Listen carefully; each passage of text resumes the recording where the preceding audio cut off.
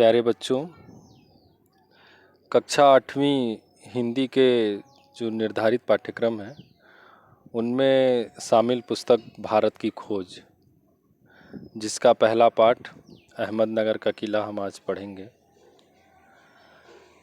ये जो पाठ है अहमदनगर का किला और ये जो पुस्तक है भारत की खोज, तो भारत की खोज पुस्तक सबसे पहले तो मूल रूप से डिस्कवरी ऑफ इंडिया, यानी ये उसका हिंदी संस्करण हम पढ़ने जा रहे हैं। यह मूल रूप में डिस्कवरी ऑफ इंडिया, जिसको भारत के प्रथम प्रधानमंत्री पंडित जवाहरलाल नेहरू द्वारा अपने जेल प्रवास के दौरान लिखी गई पुस्तक है।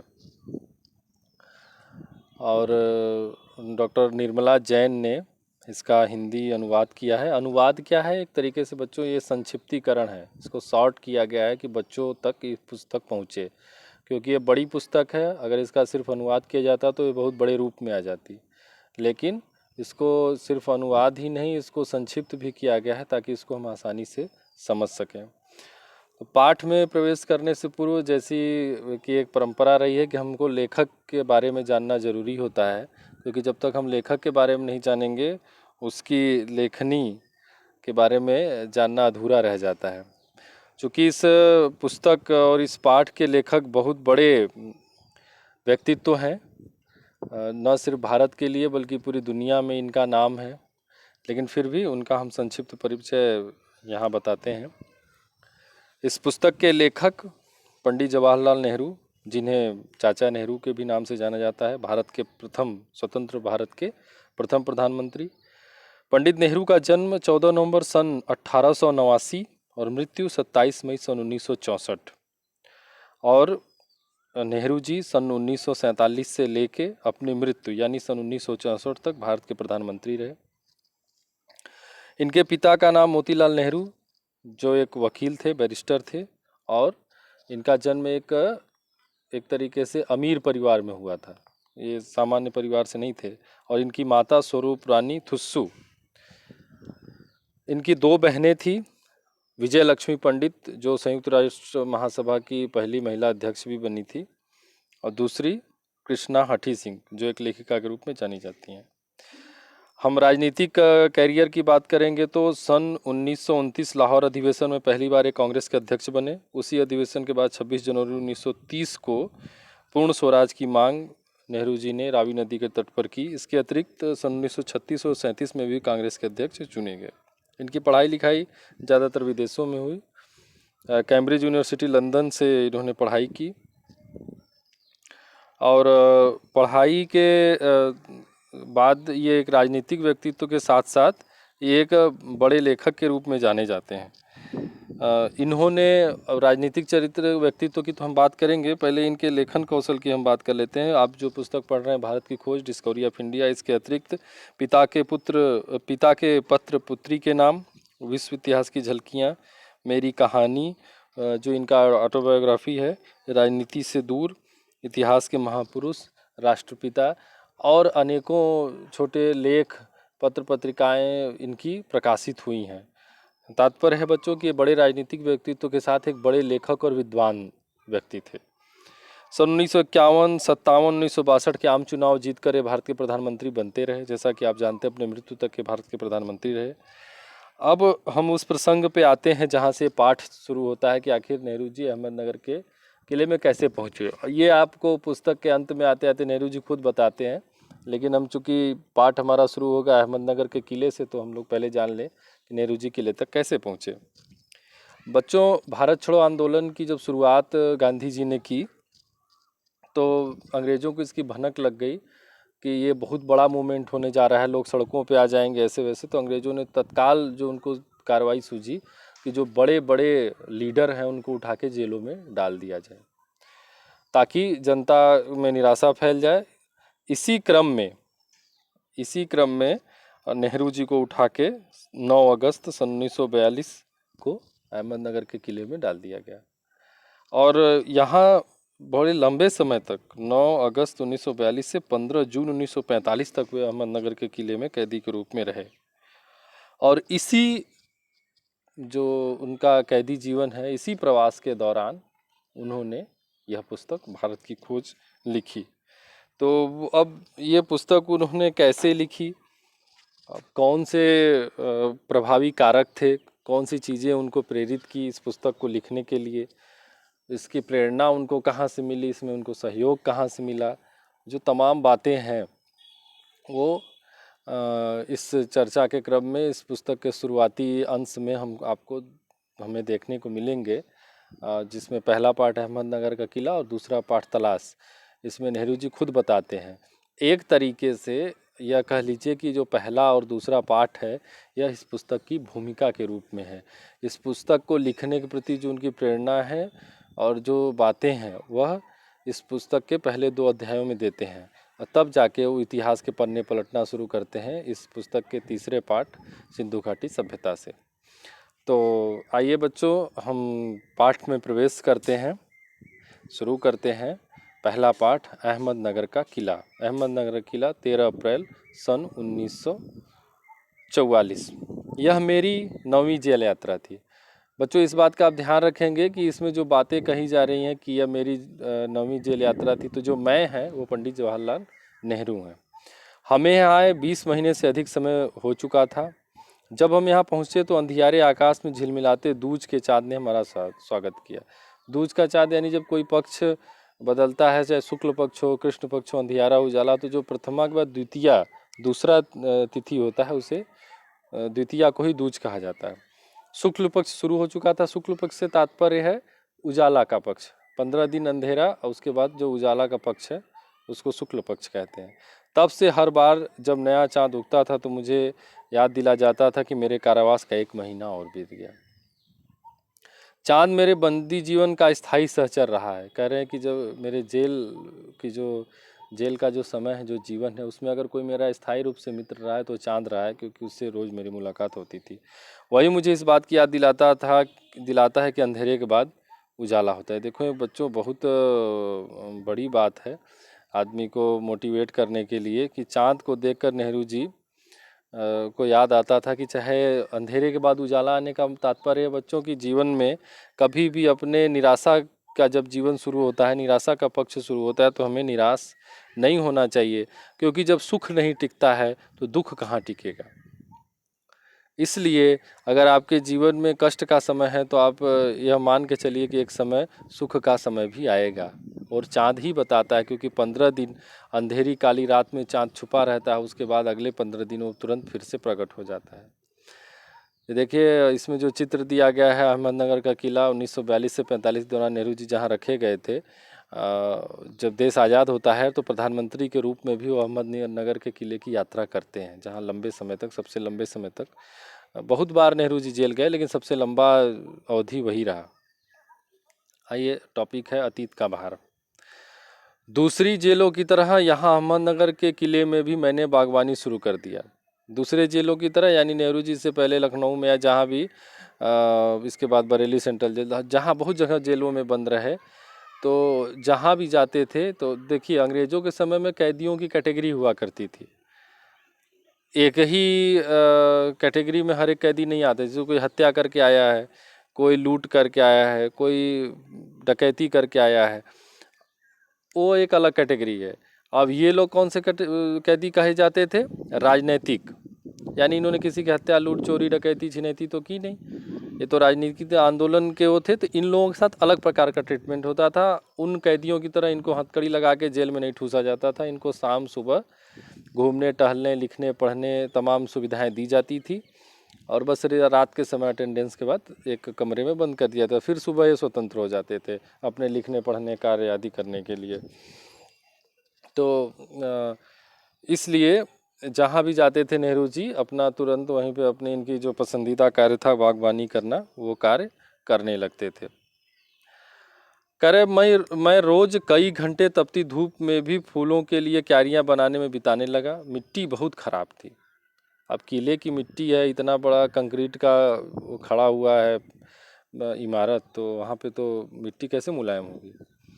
पथरीली और पुराने मलबे और अवशेषों से भरी हुई, चूँकि यह इतिहास स्थल है इसलिए अतीत में इसने कई युद्ध और राजमहलों की दुर्भिसंधियाँ देखी हैं। दुर्भिसंधियाँ यानी जो गुप्त समझौते, एक राजा के खिलाफ उसके मंत्री, राजकुमार, तमाम लोग जो विद्रोह करने के लिए जो सीक्रेट प्लानिंग और सीक्रेट जो समझौते करते हैं, उनके लिए कहा गया है। यहाँ का इतिहास बहुत पुराना नहीं है, घटनाओं की दृष्टि से इसकी कोई विशेष अहमियत भी नहीं है, पर इससे जुड़ी एक घटना आज भी याद की जाती है। घटना है चाँद बीबी नाम की एक सुंदर महिला के साहस की कहानी। यहाँ की रानी थी चाँद बीबी, जिसने इस किले की रक्षा के लिए अकबर की शाही सेना के विरुद्ध हाथ में तलवार उठाकर अपनी सेना का नेतृत्व किया, पर अंत में उसकी हत्या उसके अपने ही एक आदमी के हाथों हुई। यानी ये चाँद बीबी जो यहाँ की रानी थी, उन्होंने अकबर के सामने झुकना नहीं स्वीकार किया, लड़ना स्वीकार किया, लेकिन उनकी हत्या यानी उनकी जो पराजय हुई वो उन्हीं के एक आदमी के धोखे से हुई। बच्चों, ये इतिहास के पन्नों को जब आप पलटेंगे तो आप देखेंगे कि तमाम ऐसे बड़े बड़े जो घटनाक्रम हुए हैं, जो बड़ी बड़ी चीज़ें घटी हैं इतिहास में, उसमें हम देखते हैं कि कहीं न कहीं अपना ही कोई जब तक धोखा नहीं करता तब तक। आज हमारे देश में इतने लंबे समय तक अंग्रेज़ों का शासन रहा, तो आपको याद होगा जब पहली लड़ाई प्लासी का युद्ध होता है रॉबर्ट क्लाइव और सिराजुद्दौला में, तो सिराजुद्दौला का जो सबसे वफादार प्रधानमंत्री था, उनका सेनापति मीर जाफ़र, उसी ने उनके साथ धोखा किया, नहीं तो भारत का इतिहास कुछ और रहता। तो ये एक इतिहास का एक बड़ा पहलू है, तो ये तो चलता ही रहता है। खुदाई के दौरान हमें ज़मीन की सतह के बहुत नीचे दबे हुए प्राचीन दीवारों के हिस्से और कुछ गुंबदों और इमारतों के ऊपरी हिस्से मिले। हम बहुत दूर नहीं जा सके क्योंकि न तो अधिकारियों से इसकी मंजूरी मिली और न ही हमारे पास इस काम को जारी रखने के साधन थे। अब मैंने कुदाल छोड़कर हाथ में कलम उठा ली। बच्चों, एक जान लीजिए कि जो खुदाई आप सुनते हैं कि यहाँ पे खुदाई हुई, हड़प्पा की खुदाई हुई, मोहनजोदड़ो की खुदाई, आज भी खुदाइयाँ चलती रहती हैं और ये चीज़ मिला, वो चीज़ मिला, ऐसे हुआ वैसे हुआ। तो ये आपने अगर कभी अपनी आंखों से देखा हो खुदाई कैसे होती है, तो आपको पता चलेगा कि वो सामान्य तरीके से कोई से किसी के घर का नींव खुदता हुआ देखना वैसा नहीं होता है। वो बड़ी ही बारीक तरीके से खुदाई होती है, मतलब एक तरीके से कहिए कि चम्मच से, खाने वाले चम्मच से आप मिट्टी की खुदाई करें। एक एक छोटा छोटा लेयर को खींचते हैं, ब्रश हाथ में रखते हैं, उससे साफ करते हैं कि अगर कोई मटका भी मिल जाए, कोई मिट्टी का बर्तन, खिलौना भी मिल जाए तो वो टूटे ना, वो पूरा साबुत निकल जाए। तो इसलिए इनको ना तो इजाज़त मिली, ना इनके पास ऐसे इक्विपमेंट थे कि आगे कर पाते, इसलिए इन्होंने क्या किया, कुदाल छोड़कर कलम उठा ली। पर मैं जब तक आज़ाद नहीं हो जाता और कर्म के माध्यम से वर्तमान को अनुभव का हिस्सा नहीं बना लेता, मैं उसके बारे में नहीं लिख सकता। न ही पैगंबर की भूमिका अख्तियार कर मैं फिलहाल भविष्य के बारे में लिख सकता हूँ।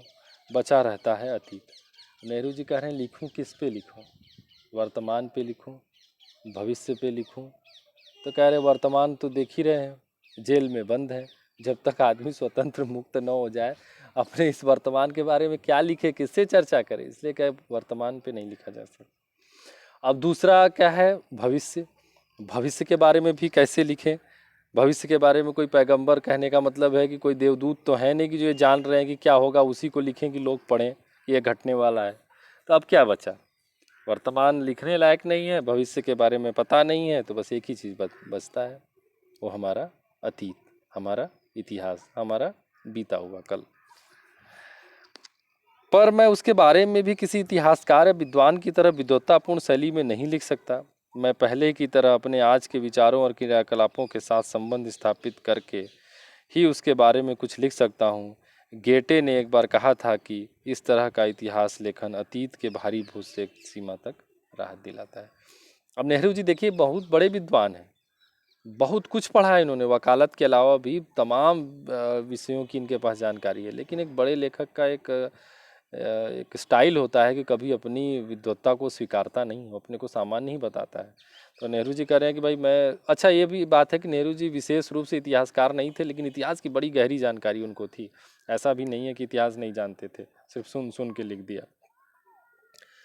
इस बात के लिए नेहरू जी कह रहे हैं, जर्मनी के बहुत बड़े नाटककार कवि हुए हैं गेटे, उनका यहाँ पे उन्होंने उदाहरण दिया है कि उन्होंने कहा है कि जब आप इतिहास के बारे में लिखते हैं तो उसका जो इतिहास का जो भारी बोझ है वो एक उससे क्या करता है, लेखन अतीत के भारी बोझ से, अतीत का भारी बोझ यानी जो हमारी परंपरा और संस्कृति और दुनिया भर की कथाओं का आपको ज्ञान है, उससे आपको राहत दिलाता है। अब ये कैसा राहत है? अब देखो बच्चों, इस बात को पहले समझ लेते हैं कि कैसा दबाव है। जो आगे का टॉपिक आ रहा है हमारा, अतीत का दबाव, एक ऐसा दबाव है। और एक गेटे जी किस बोझ से राहत की बात कर रहे हैं। बच्चों, होता क्या है कि अगर आप जो पढ़े लिखे होते हैं, जैसे कि आपने कोई चीज़ सीख ली, आपको कोई चीज़ आ गया, तो जब तक आप उसको किसी को बताएंगे नहीं, जब तक किसी को सिखाएंगे नहीं, आप कुछ पढ़े हैं जब तक आप किसी को वो पढ़ाएंगे नहीं, तब तक एक अजीब टाइप का दबाव आपके ऊपर रहेगा। आप कुछ भी जानते हैं उसका मूल्य कब है? जब लोग जाने कि आप ये जानते हैं। वो कैसे होगा? जब आप लोगों के सामने अपना प्रस्तुतिकरण देंगे। आप बहुत अच्छा नाचते हैं, तो वो नाचना, वो स्किल जो आपके अंदर है, वो आपको दबाव देने लगेगी, आप परेशान होने लगेंगे। लेकिन जब आप स्टेज पे जाके नाचेंगे और चारों तरफ आपकी तारीफ होने लगी, तो उस दबाव से आप मुक्त होने लगेंगे। यानी जो हमारी हुनर है, वो हुनर क्या होता है, अगर वो सबके सामने नहीं आएगी तो क्या होगा, वो हमारे ऊपर ही दबाव डालने लगेगी। लेकिन जब हम हुनर को सबके सामने रख देंगे तो हम उस दबाव से मुक्त हो जाएंगे। आइए अंतिम टॉपिक की ओर बढ़ते हैं इस पाठ के, अतीत का दबाव। नेहरू जी कह रहे हैं, दबाव भला हो या बुरा दोनों तरह अभिभूत करता है। अभिभूत करने का मतलब प्रभावित करता है, हमें मुग्ध करता है, हमें आकर्षित करता है। कभी कभी यह दबाव दमघोटू होता है, खासतौर पर उन लोगों के लिए जिनकी जड़ें बहुत पुरानी सभ्यताओं में होती, मसलन भारत और चीन की सभ्यता। अब नेहरू जी दो प्राचीन सभ्यताएं दुनिया की, जिसमें भारत की और चीन की, कह रहे हैं कि ये दमघोटू होता है, क्योंकि ये इतनी पारंपरिक, मतलब इतनी लंबी विरासत के रूप में हमारी सभ्यता संस्कृति में इतने भेद हैं, इतनी वैरायटीज़ है। आप देखेंगे अपने देश में एक हिस्से से लेकर दूसरे हिस्से में, कि अगर इनके बारे में कुछ कहेंगे लिखेंगे तो वो चीज़ें कहाँ तक जाएंगी इसका अंदाज नहीं है, कहाँ छोड़ें, कहाँ पकड़ें, कहाँ शुरू करें। ऐसा नहीं है कि 200 साल पुराना इतिहास है कि आप उठाए और 200 सालों के इतिहास को लिख के छोड़ दिए। ये इतने समय पुराना इतिहास है कि हम यही नहीं समझ पाते कि शुरू कहाँ से करें। जहाँ से शुरू करेंगे उसके पीछे से कुछ ना कुछ छूट जाएगा। अब प्रश्न कई आते हैं नेहरू जी के मन में, अब लिखने की ओर जब आगे बढ़ते हैं, कि आखिर मेरी विरासत क्या है, यानी हमें परंपरा से क्या प्राप्त हुआ है, मैं किन बातों का उत्तराधिकारी हूँ, यानी मेरा क्या है उत्तराधिकारी, मुझे क्या मिला है, क्या उन सबका जिसे मानवता ने दसियों हजार साल के दौरान हासिल किया, उसकी विजयों के उल्लास का, उसकी पराजयों की दुखद यंत्रणा का, मानव के उन हैरतअंगेज साहसिक कार्यों का जिनकी शुरुआत युगों पहले हुई और अब भी जारी है और हमें आकर्षित करती है। मैं इस सबका वारिस हूँ, साथ ही उस सबका भी जिसमें पूरी मानव जाति की साझेदारी है। यानी इतिहास में आज तक जो जो कुछ घटा है, कहीं ना कहीं वो हमको विरासत में मिलता चला जाता है, चाहे विजय मिला हो, पराजय मिला हो, और मनुष्य के हैरतअंगेज कारनामे, क्योंकि मनुष्य के हैरतअंगेज कारनामे ही आज हमें सभ्यता की सोपान पर लेके आए हैं। ठीक है, क्योंकि अगर मनुष्य जो यथास्थिति में रहता, यानी जो चीज़ें पहले थी उनको उसी प्रकार से स्वीकार कर लेता, तो आज हम विकास के इस सोपान पर नहीं होते। तो कह रहे हैं वो सारी चीज़ें हमें आकर्षित करती हैं, और जिन चीज़ों की शुरुआत पहले हुई वो आज भी जारी है। बच्चों, आपने पढ़ा होगा कि भारत की खोज वास्को डी गामा ने सन 1498 में जब भारत वो आए, तो अगर वो नहीं आते तो आज दुनिया से कैसे हम कनेक्ट होते, या कनेक्ट होते तो बहुत लंबा समय बीत जाता। या कोलंबस ने अमेरिका खोजा, कैप्टन कुक ने ऑस्ट्रेलिया को खोजा, तो ये उनके साहसिक कारनामे हैं जो उन्होंने दुनिया के एक हिस्से से दूसरे हिस्से को जोड़ा, और वो व्यापार और तमाम चीज़ें विकसित हुई कि आज हम इतनी तेज़ी से आगे बढ़ पाए। तो ये निश्चित रूप से, और वो कार्य रुका नहीं है, नई नई चीज़ों की खोज जारी है। और कह रहे हैं इसका मैं सबका वारिस हूँ। हम भारतवासियों की विरासत में खास बात है जो अनोखी नहीं है, क्योंकि कोई भी व्यक्ति औरों से एकदम अलग नहीं होता। अलबत्ता एक बात हम लोगों में विशेष रूप से लागू होती है, जो हमारे रक्त, मांस और अस्थियों में समाई है। इसी विशेषता से हमारा वर्तमान रूप बना है, हमारा भावी रूप। और कह रहे हैं चाहे दुनिया के किसी भी कोने का कोई भी व्यक्ति हो बच्चों, कुछ न कुछ सभी में कॉमन होता है। हम मनुष्य हैं तो निश्चित रूप से हमारे अंदर कुछ न कुछ अंतर होता है, चाहे एक गांव से दूसरे गांव चले जाइए, और कुछ न कुछ समान होता है, चाहे यहाँ से अमेरिका चले जाइए। और कह रहे हैं कि वो एक विशेष चीज़ है जो हमारे खून में समाया हुआ है, हमारे रक्त, मांस, अस्थि में समाया हुआ है, जिससे हमारा वर्तमान रूप बना है और आने वाला स्वरूप भी बनेगा। वो क्या चीज़ है? इसी विशिष्ट विरासत का विचार और वर्तमान पर इसे लागू करने की बात एक लंबे अरसे से मेरे मन में घर की है। मैं इसी के बारे में लिखना चाहता हूँ। विषय की कठिनाई और जटिलता मुझे भयभीत करती है। मुझे लगता है कि मैं सतही तौर पर ही इसका स्पर्श कर सकता हूँ। यानी एक विशेष बात है जो मतलब इनके कंटेंट यानी इनके विषय वस्तु के मूलता में चलेगी, वो भारतीयों की एक विशेष प्रकार की जो पहचान है, जो हमारी सभ्यता है, हमारी संस्कृति है, और इस विशिष्ट विरासत यानी भारत की विशिष्ट विरासत क्या है, या भारत की ऐसी कौन सी सभ्यता या संस्कृति और वो परंपरा है जो दुनिया से हमें अलग करती है, उसी को रेखांकित करते हुए जो यहाँ का, चाहे भगवान बुद्ध की शिक्षा हो, भगवान जैन की शिक्षा हो, भारत बच्चों एक समय विश्व गुरु रहा था। तमाम दुनिया का ज्ञान जो आज दुनिया जिस स्थिति में पहुंची, उसमें भारत का विशेष योगदान रहा। वो भाईचारा, वो प्रेम का जो संदेश है, जो बुद्ध की शिक्षाएं हैं, वो हमारे हर एक चीज़ पे, भारत ने कभी भी दुनिया किसी भी देश पे आक्रमण नहीं किया, ये हमारी संस्कृति है। जबकि दुनिया ने हमारे ऊपर कितने आक्रमण किए, हमको कितना लूटा, लेकिन हमने कहीं, अब जब हम ताकतवर हुए तो हमने किसी को नहीं लूटा, बस हम अपनी रक्षा ही किए। तो ये जो विशेष हमारी सांस्कृतिक विरासत है, वो कह रहे हैं कि इसको इसी को, सब कुछ को ध्यान में रख के एक लंबे समय से मेरे मन में कुछ लिखने का विचार आ रहा है। मैं इसके बारे में लिखना चाहता हूँ। विषय की कठिनाई और जटिलता मुझे, भाई भारत के इतिहास पे आप कलम चलाएंगे तो निश्चित रूप से वो कठिन विषय है। नेहरू जी सारी बातें बच्चों आगे चल के स्पष्ट करेंगे। मुझे लगता है कि मैं सतही तौर पर, यानी मैं जिस विषय को लेकर लिखना चाहता हूँ, जिस बात को लेकर लिखना चाहता हूँ, मैं सतही यानी बहुत किनारे से ही उसका स्पर्श कर पाऊँगा, उसके बहुत गहराई में नहीं जा सकूँगा। ये नेहरू जी का बड़प्पन है कि वो ऐसा कह रहे हैं। दूसरी एक सच्चाई भी है कि नेहरू जी मूल रूप से वकील थे, यानी वकालत किए थे, लेकिन उन्हें इतिहास की भी गहरी समझ, गहरी जानकारी थी। तो इसलिए कह रहे हैं कि मैं जो लिखने जा रहा हूँ उसको मैं बहुत गहराई से तो नहीं कह सकता, उतनी जानकारी मुझे नहीं है, मैं सतही तौर पर ही उसका स्पर्श कर पाऊँगा। तो इस पाठ में दो बात है बच्चों। एक बात है कि नेहरू जी अहमदनगर किले में कैसे आए और उन्होंने आके वो क्या करना प्रारंभ किया, और उसके बाद कैसे वो काम छोड़ के, यानी वो बागबानी और खेती बाड़ी का काम छोड़ के वो किस प्रकार से लेखन में आ गए। एक तो पॉइंट यहाँ पे है कि कैसे आए और आके उन्होंने क्या किया, और फिर कैसे लेखन की ओर मुड़े, क्योंकि वो खुदाई का काम कर नहीं सकते थे। दूसरा पॉइंट आता है कि वो लेखन की ओर ही क्यों मुड़े और उन्होंने इस विषय को क्यों चुना। तो वही बात उनके मन में आती कि वो क्या लिखें। भाई भूत के बारे, अरे वर्तमान के बारे में लिखने लायक नहीं, भविष्य के बारे में जानते नहीं, इसलिए उन्होंने अतीत को चुना। और उन्होंने कहा, गेटे की वो कथन उनको प्रेरणा दी कि जब तक आदमी इस तरीके का लेखन करता है तो अतीत के भार से मुक्त होता है। अब बात आती है कि भाई अतीत, भारत का अतीत सामान्य नहीं है, और जिन चीज़ों को ध्यान में रख के इस पे चर्चा करना चाहते हैं वो बड़े कठिन विषय हैं। वो कह रहे हैं कि मैं उसका विद्वान नहीं हूँ, उसका अधिकारी विद्वान नहीं हूँ, लेकिन मैं सतही तौर पे ही सही उसका स्पर्श करूँगा। और वो हिम्मत करके नेहरू जी इस प्रकार के लेखन की ओर मुड़ते हैं, और तब जाके उनका यहाँ से होता है कि मैं सतही तौर पे स्पर्श कर पाऊँगा, यानी मैं अब इस पे लिखूँगा, यानी नेहरू जी यहाँ से लिखने के लिए तैयार होते हैं। ठीक है बच्चों, और आगे क्या होता है इसमें हम अगले पाठ में पढ़ेंगे। तब तक के लिए धन्यवाद।